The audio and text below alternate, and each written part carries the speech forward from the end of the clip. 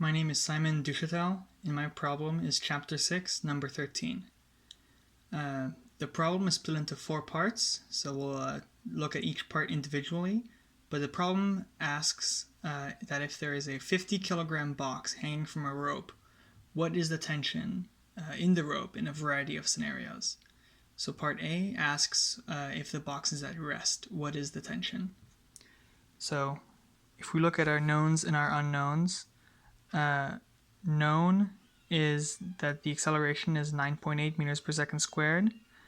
We know the box is at rest, which means it has no velocity, so 0, and no acceleration, so also 0.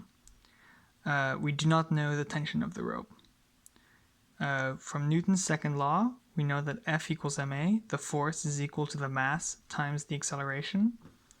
And so since we know all of these constants, the mass and acceleration, we know that the tension, which is a force, is equal to 50 kilograms times 9.8 meters per second squared makes 490 newtons is the total tension. The next part, part B, asks what the tension is if the box moves at a steady 5 meters per second. So again, our knowns and our unknowns, we know that the acceleration is 9.8. The velocity now is 5 meters per second, but we know the acceleration is still 0 because it says a steady velocity. A steady velocity means it does not change, and no change in velocity means no acceleration. We do not know the tension of the rope.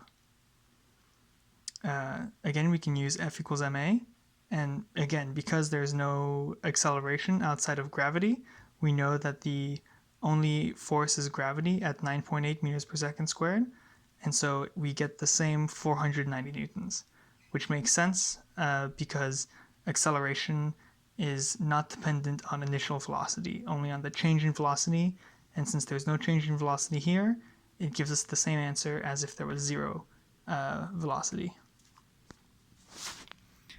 The third part of the problem asks if the box has a velocity of 5 meters per second, but is speeding up at 5 meters per second squared. So here, again, our acceleration is 9.8 for gravity. The velocity is 5 meters per second, and the acceleration is also 5 meters per second squared.